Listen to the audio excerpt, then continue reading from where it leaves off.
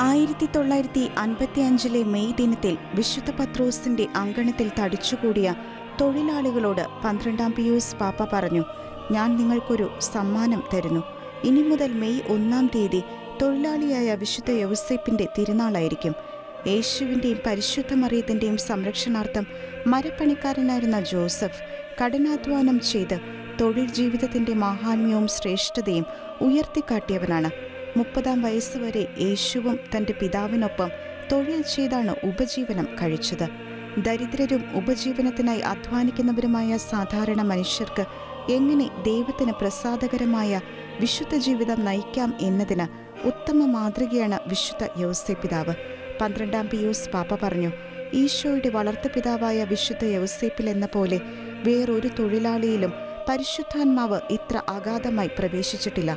തൊഴിലിലും കുടുംബത്തിലും പിതാവ് ഈശോയോട് കൂടെ ജീവിച്ചു. നിങ്ങൾ ക്രിസ്തുവിനോട് അടുത്തായിരിക്കാൻ ആഗ്രഹിക്കുന്നെങ്കിൽ വിശുദ്ധ യൗസേപ്പിന്റെ പക്കൽ പോകുവിൻ.